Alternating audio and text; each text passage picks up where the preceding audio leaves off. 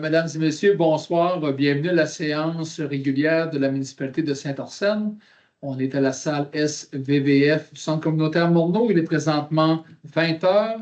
Alors, je demande aux conseillers de manifester leur présence. Monsieur Robin Plourde. Présent. Monsieur Marc Rioux. Présent. Monsieur Yannick Fortin. Présent. Monsieur Marc Dionne. Présent. Monsieur Sébastien Morin et Monsieur Régis Michaud ont manifesté leur absence, ont justifié leur absence. Et on est en présence ce soir de Mme Mélanie Thibault, qui est la directrice adjointe. Elle agit comme secrétaire de la séance, étant donné l'absence du directeur général, M. Jean-François Dumais, excusez. Alors, j'ai déjà commencé à changer les mots. Bienvenue tout le monde. Alors, il y a une présence de l'assistance. À l'ordre du jour, ce soir, l'ordre du jour, la lecture du procès-verbal en 3. Rapport de comité en 4, rapprobation des comptes en 5, engagement de crédit en 6, certains rapports du directeur général, la directrice adjointe ce soir en 7, correspondance en 8, autorisation de signature attribuée au maire pour 2025, la nomination en 10 des maires suppléants pour la prochaine année, 11, autorisation au maire de siéger sur certains comités et conseils régionaux. En 12, adoption du règlement 425 sur la gestion contractuelle de la municipalité de Saint-Orsen. En 13, renouvellement de contrat d'assurance des dommages avec la FQM. En 14, renouvellement d'un forfait téléphonique pour l'assistance d'avocats. En 15, la reddition de compte pour le PACE. En 16, demande au ministère des Transports et de la Mobilité durable pour uniformiser la limite de vitesse à 40 km/h sur la route 291. 17, nomination des personnes désignées par la municipalité pour la surveillance des cours d'eau et l'enlèvement d'obstructions pour l'année 2025. En 18, autorisation de la MRC de faire appel à l'Urbatec pour le redéploiement temporaire de l'équipe d'inspecteurs en bâtiment et environnement. En 19, demande d'aide financière au volet 3, signature innovation du Fonds Région Ruralité. On verra qu'est-ce qu'il y en est. En 20, octroi à la firme Bouchard Service Conseil pour l'élaboration de plans et devis pour la réfection du pavage du chemin de la Seigneurie Ouest et le remplacement de 4 ponceaux. En 21, octroi à la firme également Bouchard Service Conseil pour l'élaboration de plans et de la réflexion de la réfection de la route principale sur 500 mètres, principale à partir de l'église vers l'est, et l'extension du réseau pluvial sur 200 mètres. Nomination au sein du comité d'urbanisme en 22. 23, autorisation d'une dérogation mineure pour la marge de recul à une résidence.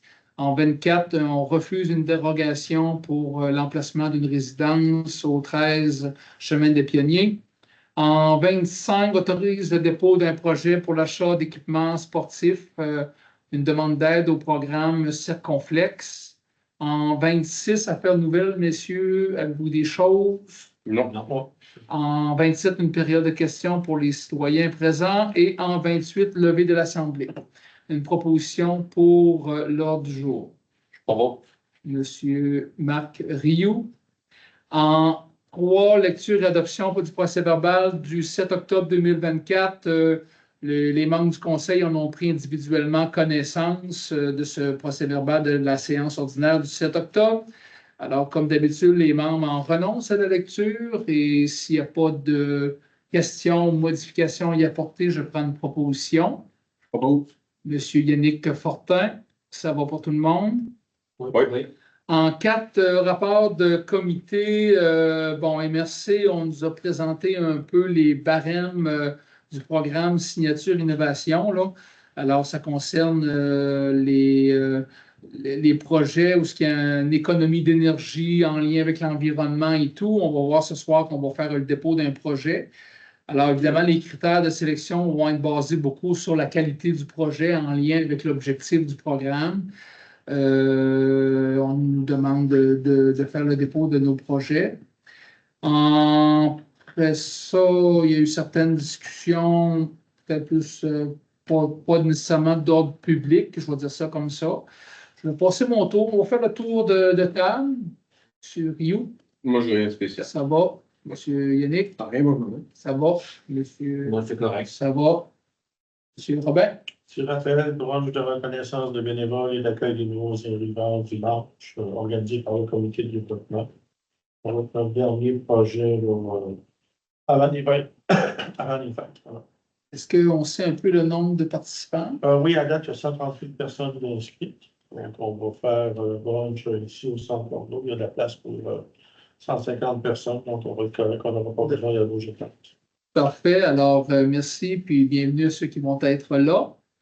En 5, approbation des comptes. Alors, Mme Mélanie, directrice adjointe, va faire la présentation des comptes. Normalement, on présente les comptes 500 $ et plus. Oui. Alors, on commence avec une Oria pour un montant de 598,51 $. Je dirais que c'est en gros, c'est des achats un peu de tous les genres, là, de peinture à des petits connecteurs, du chlore pour la station d'eau potable. Ensuite, on a Automoteur Rivière-du-Loup, c'est du nettoyant pour nos machineries. Pardon, je me suis trompée.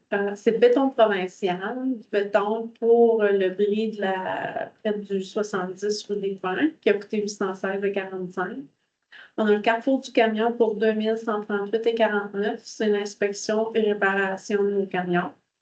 On a Hugues Guérette pour du gravier, pour un montant total de 12 321,7 $. On a MacPec, c'est des lumières, des ressorts, des leviers pour nos véhicules, 1582,76 $. On a Plomberie KRTB pour le nettoyage de la fournaise au garage, 735,50 $. On a Réal UA, c'est l'achat de compteur d'eau pour 1238,19 $. On a la ville de Rivière-du-Loup pour le site d'enfouissement du mois d'août, 3819,69 $. On a CMP Myers, c'est des fiches d'urgence pour les véhicules des pompiers pour un montant de 1620,86 $. Transport Yana Côté, c'est des heures pour une pelle mécanique, 3923,53 $. On a Carrière du Béfis, c'est pour du gravier aussi, la pierre du 4 à 8 pouces, 3593,28 $. Magella Vaillancourt pour l'achat d'une thermopompe pour l'installation dans notre gymnase, la salle de conditionnement physique ici au sol, 6274,59 $. Après ça, on a la librairie du portage, c'est de l'achat de livres pour la bibliothèque, 988,16 $. L'Office régional de l'habitation de Rivière-du-Loup, le programme pour la surprime au loyer pour le mois de juillet à septembre, 533,62 $. On a Terre Indigo, c'est refaire la plate-bande du CCM, 4096,56 $. H2LAN, c'est les tests d'eau pour l'eau potable et les eaux usées, 528,7 $.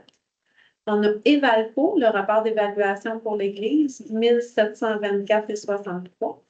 Nordico, l'inspection des bornes fontaines, 1593,25 $.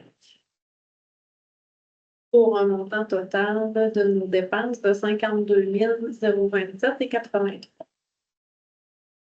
Ensuite, on a les incompressibles. Est-ce que je les mentionnais? Le montant total. Le montant total. Les incompressibles pour le mois d'octobre de 30 193,56 $. Le total de nos salaires pour le mois d'octobre, 70 059,28 $. Pour un grand total de nos dépenses de 152 270,67 $. Merci. Alors, monsieur, avez-vous des questions sur les comptes? Non. Ça va? Là, une proposition, s'il vous plaît. Je propose. Monsieur Marc Rioux, tout le monde est d'accord? Oui. En 6, engagements de crédit, le Conseil prend en compte la liste des engagements de crédit pour le prochain mois et pour le bon fonctionnement de l'administration municipale. Le conseiller approuve la liste des engagements de crédit et autorise le directeur général et greffier trésorier à procéder dans la limite de ce crédit, soit pour l'entretien, la réparation des chemins, l'entretien de la machinerie et des bâtiments, ainsi que l'aménagement hivernal des biens municipaux. Une proposition. Propose. Monsieur Marc Dionne. En 7, rapport du directeur général concernant la petite caisse, l'allocation du centre communautaire Morneau et l'utilisation de l'eau potable. Bon, la petite caisse, le centre communautaire a été loué 12 fois pour des activités de loisirs, ainsi que 8 fois pour la tenue de rencontres, de réunions d'activités personnelles. Puis, la consommation d'eau potable pour le mois d'octobre est à 5019 mètres cubes d'eau, comparativement à 2023 qui était de 5361 mètres cubes d'eau. Merci beaucoup. En 8 correspondances qui a retenu l'attention des membres du Conseil. OK. Il y avait la Société de l'assurance automobile qui avait pour autoriser des signataires. Puis, on avait aussi une entente pour l'administration. Désolée. C'est une entente pour signer tous les chèques, les appels d'offres, les ententes pour les besoins de l'administration. Ça prend doit être signé par 2 signataires. Ça prend une obligation du maire puis de l'employé municipal. Solution là-dessus. C'est ça. Puis il y avait le contrat de la Société de l'assurance automobile aussi, la SAC, que ça prend des signataires. OK. Mais moi, j'allais plutôt du côté, si je regarde, là, on a reçu le certificat de conformité sur notre règlement 423 pour les usages de l'ancienne distillerie. Alors, la MRC, le comité, ça a été accepté. On a aussi le plan triennal du centre de services scolaires sur les prévisions d'élèves pour chacune des écoles de la région, de la commission scolaire. Puis, on a une copie du règlement qu'a adopté la MRC concernant le pouvoir de dépense de ses employés, la direction générale et les employés cadres, si on veut, de la MRC. Alors, on a reçu une copie de ça. Oui. Bon, c'est sûr qu'on a enlevé toutes les petites publicités là, qui ne concernent pas nécessairement la vie municipale. On va continuer avec l'autorisation au maire pour 2025. Alors, considérant que Mario Lebel est encore en poste depuis l'élection de novembre 2021, il est résolu par le Conseil qui autorise le maire à signer pour et au nom de la municipalité de Saint-Arsène tous les chèques, les contrats, les appels d'offres, les ententes, autres pour les besoins d'administration municipale. Et ces derniers documents doivent être toujours signés par 2 signataires, obligatoirement le maire et un employé municipal. Le contrat de la Société d'assurance automobile du Québec seront signés par l'un ou l'autre des signataires autorisés, et ce, jusqu'à la fin de mon mandat en tant que maire de la municipalité de Saint-Arsène. Proposition pour ça. Propose. M. Robin Plourde. Nomination en 10 du maire suppléant pour l'année 2025. Alors, il est proposé que du 1er janvier au 30 mars 2025, M. Marc Rioux. 1er avril au 31 juillet 2025, M. Robin Plourde. 1er août au 31 octobre 2025, M. Sébastien Morin. Alors, messieurs, j'imagine que vous êtes en accord avec ça? Oui. Ça va. Proposition pour ça. Propose. M. Marc Dionne, merci. Autorisation du maire suppléant à siéger sur différents comités. Alors, comme maire, je siège bien entendu au conseil de la MRC. C'est pour autoriser le maire suppléant à siéger sur différents comités. Alors, le maire suppléant s'engage à suivre le conseil de la MRC, bien entendu, l'OTC, l'Office des touristes et congrès de la MRC de Rivière-du-Loup, le comité agricole de la MRC de Rivière-du-Loup et la Corporation de développement de Saint-Arsène. Alors, une proposition pour adopter ça. Bonjour. Monsieur Yannick Fortin. En 12, adoption du règlement 425 relatif à la gestion contractuelle de la municipalité. C'est le règlement qui a été proposé, présenté à la dernière séance. Dans le fond, c'est un règlement qui en remplace 2 autres. Ça remplace le règlement 405 du 7 de juin 2021 et 395 du 3 juin 2019. Dans le fond, on ajoute des éléments nouveaux dans ce règlement-là. Il n'y a pas rien de réinventé, sauf qu'il y a une obligation pour les fournisseurs de signer un document d'intégrité en tant que fournisseur de services, là, toujours en lien avec éviter la collusion, la corruption, toutes ces choses-là. Et aussi certaines modifications ou aménagements peut-être qui permettent des fois l'achat local. ou l'achat au Québec de certains produits, même si parfois le prix est un peu plus élevé ou peu importe, on peut aller vers là. Il y a certaines règles qui dictent ça. Comme dans tout bon règlement, il y a une série de définitions. On vient définir la portée du règlement. Évidemment, c'est toujours en lien avec les contrôles, les soumissions, les responsabilités en tant qu'administrateur de contrat, en tant que fournisseur. Évidemment, il y a des mesures pour éviter le trucage des appels d'offres, le lobbyisme, le respect de la déontologie. Alors, on est dans la grosse loi, si on veut, là, au niveau de la gestion contractuelle. Alors, on vient parler de l'intimidation, de trafic d'influence, corruption, bien entendu. Évidemment, derrière tout ça, à la fin du règlement, il y a toujours des sanctions de prévues, autant pour les administrateurs que pour les soumissionnaires, les fournisseurs, etc. Je n'en dis pas plus parce que c'est plusieurs pages, c'est de la loi, c'est correct. Est-ce que vous avez d'autres questions? Non. Ça va, une proposition pour l'adoption finale? Oh. Monsieur Yannick Fortin, tout le monde est pour? Ouais. Alors, renouvellement en 13 contrats d'assurance de dommages de la Fédération québécoise des municipalités FQM. C'est la FQM qui négocie les compagnies d'assurance pour nous. Alors, cette année, c'est un montant de 61 225,30. C'est 3 000 à 4 000 de plus que l'an dernier. Il y a l'inflation, mais il y a quand même de l'équipement neuf qu'il a fallu assurer et tout, là. Il y a la plus-value de ce qu'on a assuré, puis il y a l'inflation de l'assurance qui explique cette différence. Alors, si ça va, je prendrai une proposition pour aller dans un contrat d'1 an dans cette matière-là pour 2025. Pas beau. Monsieur Marc Rioux, Marc Dionne, Marc Rioux, j'étais correct, excusez. Ouais. Tout le monde est d'accord? Oui. En 14, renouvellement d'un forfait téléphonique avec la firme de DHC Avocat. Ça, c'est le consultant première ligne. On a une question, on appelle, on a une réponse. Évidemment, on n'a pas d'écrit, parce que si on veut des écrits, des confirmations légales écrites, évidemment, il faut payer un avocat pour ça, mais de la consultation téléphonique. Alors, c'est un montant de 400 $ plus les taxes avec cette firme-là. Ça sert quelques fois par année, bien entendu. Une proposition pour aller là. Pas beau. Monsieur Marc Dionne, tout le monde est d'accord avec ça? Ouais.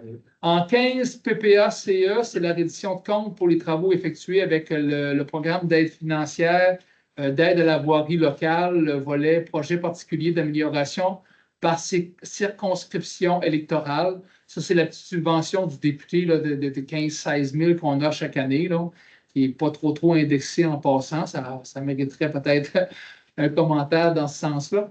Et on a une compilation de coûts de 17 166,88. Alors, on vient justifier, on justifie ça auprès du ministère des Transports du Québec sur un formulaire V0321. On vient justifier la dépense comme de quoi que les sommes ont été correctement utilisées. Là, une proposition pour le dépôt de ce rapport-là. Sur Robin Plourde. En 16 octroie d'un contrat à la firme Bouchard Service Conseil pour l'élaboration de plans et devis pour la réfection du pavage du chemin de la Seigneurie et le remplacement de 4 ponceaux. On parle de la partie ouest à partir de la route de l'Église vers Saint-Modeste. C'est un 3,46 km. Il y a 4 ponceaux à relever, à refaire. Et il faut faire des plans et devis pour présenter. Il y a des programmes de subvention possibles. Là, on parlait de 75 %, je crois. 75 à 85 % parce qu'il y a des critères. Là. Il y a des critères particuliers. Là, si les routes sont connectrices entre 2 municipalités, etc. Là. Alors, c'est quand même quelques millions qui est prévu pour l'ensemble des travaux routiers là, qu'on a à faire dans les prochaines années. On va y aller par étapes. Alors ça, c'est l'étape numéro 2, parce que l'étape numéro 1, c'est le chemin des Pionniers Est, à partir de la route Morneau vers l'Est, vers l'Île Verte. Alors ça, c'est la priorité numéro 1. Là, on parle de la priorité numéro 2. Alors, 12 710 plus taxes pour accorder ce contrat-là de réalisation de plans et devis pour présenter des projets. Une proposition. Monsieur Yannick Fortin, tout le monde est d'accord? Oui. Oui. Alors, en 17, c'est un peu la même chose avec la firme Bouchard Service. C'est pour la réfection de la route principale sur 500 mètres, à partir de la route de la rue de l'Église vers l'est, sur la principale, et le prolongement du réseau pluvial à partir de la rue Lebel vers l'est, sur environ 200 mètres. Là aussi, c'est des plans et devis pour la phase 2. Peut-être qu'elle va se faire en même temps que la phase 2 ou ça va être une phase 3. On va voir un peu tous les coûts de ça. Ce montant-là, c'est 13 820 plus les taxes applicables pour le projet. Une proposition. Monsieur Yannick Fortin, tout le monde est d'accord également? Oui. En 18, demande d'aide au ministère des Transports, de la Mobilité durable d'uniformiser la limite de vitesse à 40 km/h sur la route 291. Nous avons adopté le règlement 424 le 5 septembre 2024 pour porter la limitation de la vitesse dans les routes, sur les rues municipales dans le secteur village à 40 km/h sur nos routes sous juridiction municipale. La 291 n'est pas concernée parce que c'est juridiction provinciale. Alors, on demande au ministère des Transports de venir régulariser cette situation-là, de nous accorder 40 km/h aussi sur la rue principale et de l'église, si on veut, la 291, qui est actuellement à 50 km/h à l'exclusion de la zone scolaire qui doit être à 30. Alors, c'est une demande qu'on va faire au ministère. On verra si on a des chances ou pas. Il y a peut-être des recommandations qui vont sortir de ça. Une proposition pour aller de l'avant avec cette demande-là? Monsieur Marc Dionne, merci. En 18, nomination des personnes désignées par la municipalité de Saint-Arsène sur la surveillance des cours d'eau et l'enlèvement des obstructions pour l'année 2025. Alors, 2024, c'était monsieur Carl Baudouin, contremaître de la voirie, et M.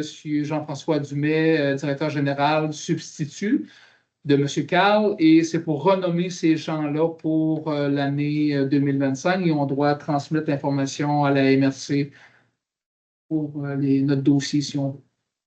Une proposition. M. Marc Rioux, tout le monde est d'accord? Oui.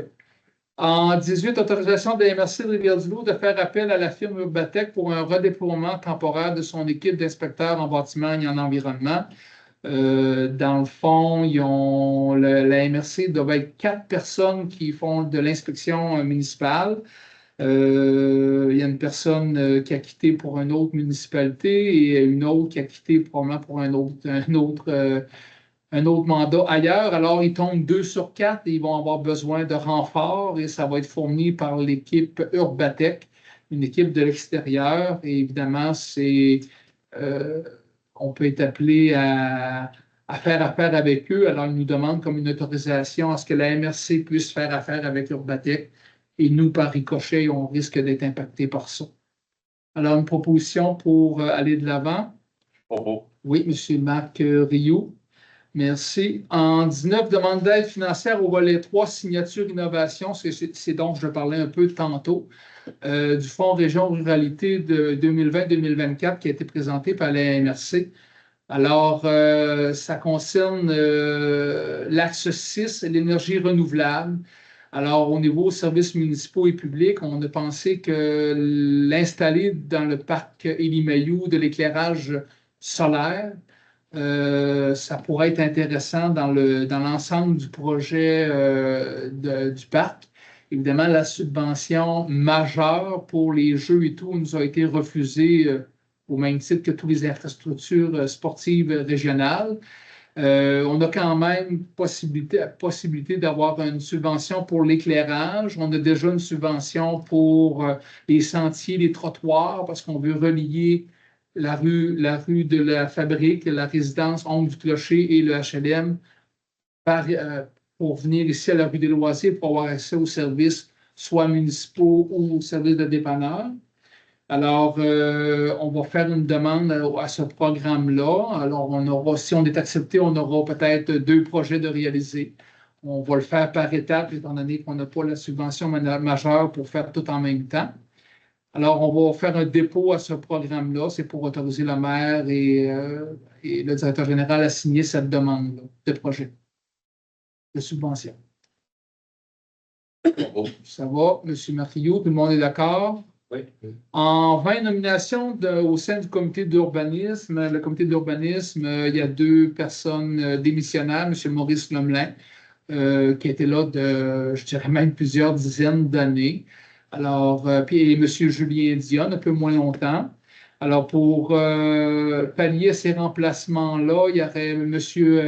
André Fortin au poste numéro 4 pour un mandat qui se termine le 31 décembre 2024 et M. Rémi Bélanger pour un mandat qui se termine également le 31 décembre 2024, des mandats qui vont être renouvelables assurément.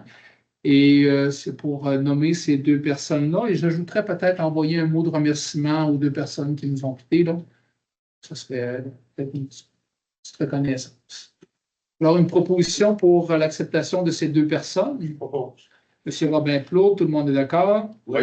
En 21, autorise une dérogation mineure pour la marge de recul avant non conforme d'un bâtiment complémentaire situé au 197 chemin des Pionniers. Alors, c'est une maison présentement dont la personne est décédée et la maison est mise en vente par la succession. Et dans la papasserie de la vente, on s'aperçoit que un garage a été construit et, à 0,73 mètres ou 73 cm trop près de la ligne de rue, si on veut, avant. Ligne de rue qui est quand même exceptionnellement très large à cette résidence-là au niveau de cet emplacement-là, plus large qu'ailleurs dans le même rang, dans le même chemin des Pionniers. Alors, le comité d'urbanisme a regardé le dossier et on accepterait la dérogation mineure pour permettre la vente subséquemment de cette résidence-là, étant donné que ça n'a pas d'impact sur les voisins, ça n'a pas d'impact au niveau des déneigement ou peu importe. Et on irait de l'avant avec ça. Bravo. Monsieur Marfillot, tout le monde est d'accord? Oui. En 21, c'est aussi une demande de dérogation mineure pour l'implantation de nouvelles résidences, mais cette fois-là, le propriétaire demande une implantation perpendiculaire à la rue. C'est-à-dire, qu'est-ce qui va être face à la rue? C'est le côté de la maison. Et c'était pour permettre aux résidents, à la nouvelle résidence, d'avoir une vue sur le fleuve. Alors, au niveau de l'urbanisme, les voisins contigus sont tous implantés face à la rue. On prend pour acquis que le propriétaire, étant donné que c'est une construction qui s'en vient, peut aménager son plan en conséquence du fleuve et de la vue sur le fleuve en modifiant son plan. Alors, on refuse cette demande de dérogation-là par rapport à l'implantation en perpendiculaire sur son terre. Une proposition? Bravo. Monsieur Yannick Fortin, tout le monde est d'accord? Oui. Alors, en 23, autorise le dépôt d'un projet pour l'achat d'équipements sportifs offerts gratuitement au programme, gratuitement à la population dans le cadre du programme Circonflexe, en collaboration également avec la MRC de Rivière-du-Loup. Alors, Circonflexe, c'est un programme qui vise l'achat, si on veut, l'achat subventionné d'équipements sportifs, récréatifs, adaptés pour la population, qui est mis au service de la population d'une façon gratuite. Alors, on pourrait faire l'acquisition d'équipements sportifs tels que filets de terrain de tennis, filets de pickleball, des choses comme ça pour renouveler les équipements actuels, peut-être qui sont de moindre qualité puis qui sont souvent mentionnés comme défectueux. Alors, on va aller de l'avant avec une demande au programme Circonflexe et ça serait pour signer également les documents en conséquence. Bravo. J'ai vu monsieur, il n'a pas parlé, mais j'ai vu monsieur Dion faire un petit signe de tête. Oui. Alors, je suis rendu aux affaires nouvelles. Il n'y a toujours rien à ce niveau-là. Je n'ai pas changé d'avis. Une période de questions de 30 minutes pour les citoyens. 30 minutes sont passées. Il n'y a pas de questions de part des citoyens. On va prendre pour la levée de l'Assemblée. Bon. Monsieur Marc Rioux, merci beaucoup à tout le monde.